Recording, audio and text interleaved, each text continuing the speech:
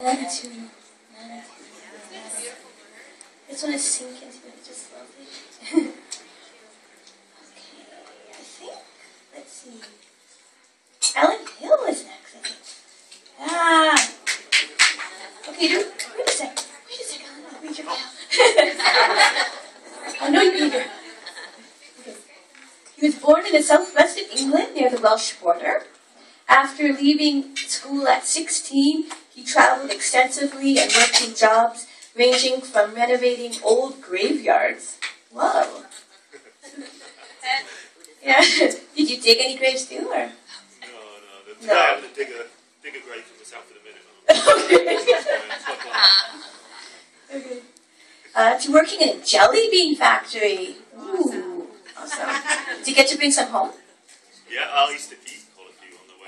Oh, one for you, one for me. Yeah. Before getting his master's degree in international development from the University of Leeds in England. He has been previously published in CV2, Canadian Literature, Vancouver Review, Antagonish Review, Subterrane, and in a number of anthologies. One of them is this one, right? His first collection, The Upstairs Country. Hey, I know something about that book. It's an awesome book. Hey, there's a few for sale online, right, Ellen? Just a few, right? Yeah, it was published in early 2012 of last year, so. Oh, 2012. We're still in 2012, right? Yeah, earlier this year. Okay, Ellen, it's your turn.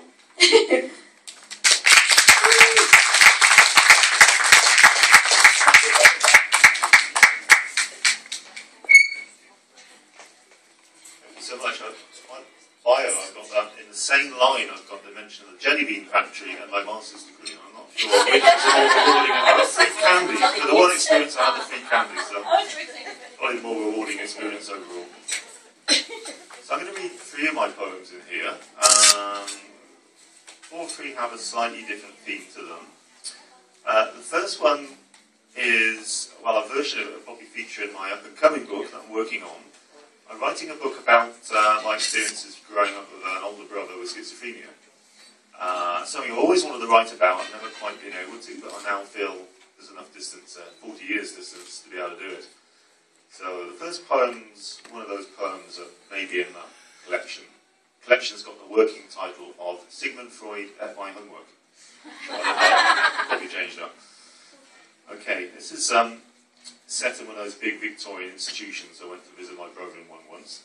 We used to hate those places, and now we're sort of nostalgic for them because we haven't got them anymore, and there's no alternative. The view from Ship Creek. The shrine of himself, hidden beneath his bed on the locked ward. Dust bunnies blinded, backing away. Jets disintegrating silently into the utopian ground zero of his shrunken ego, with nothing but time for medicating his bones into the shredding white of his unsolvable eyes. A pioneer holding high a loaded rifle of dandruff and bad breath. A box of Bibles, the armoured plant of poor man's dentistry.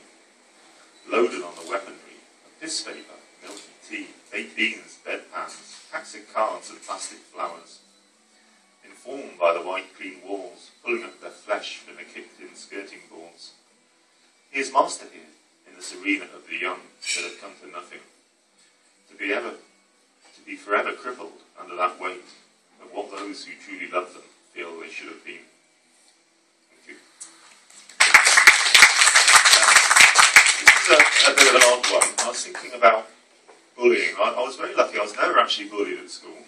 But I was never a bully. I used to sort of hang out with them and occasionally make them laugh and sort of step around them, you know, and somehow get away with it. One of those kids. So it's sort of controversial, sort of in praise of school bullies. That's a controversial one. It's called the Children's Crusade.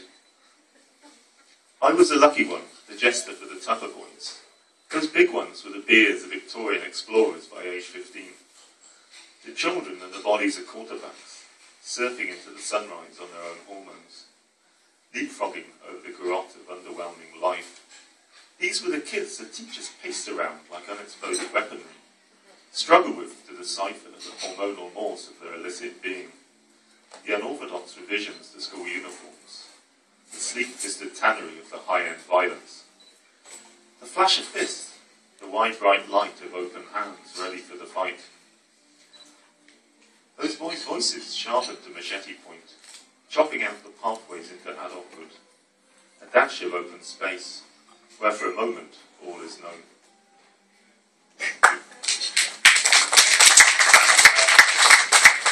This is a very different, those last two poems are sort of about stuff that happened 40 years ago. I'm a bit behind my poetic ability to be able to analyse stuff, so I'm thinking if I reach 90, I might be able to maybe write about a few things that are happening in my life now, but I don't know. Anyway, this is actually, occasionally I have to write a love poem for my wife, because she puts up with a lot. She's not really into poetry at all, and just puts up with it, and finds it all a bit embarrassing. Maybe she's right to do that, I don't know. I never figured that out. But so anyway, I sort of buy her off with the occasional love poem. And this is called In That Other Place. My wife is never in those dreams. The 10 years of our life together mean nothing in that place. I'm driving in an unknown part of town, searching for something I don't really need, or heading through a skeletal forest at dusk, noosed by a mist coming down, a gas pedal that won't take notice, windows that I can't see out of as I accelerate away towards somewhere that is empty. It's then that I awake to find her lying there. Then, just like that first time, I'm amazed by her beauty, its anchor swinging like a lamplight over rocks. Thank you.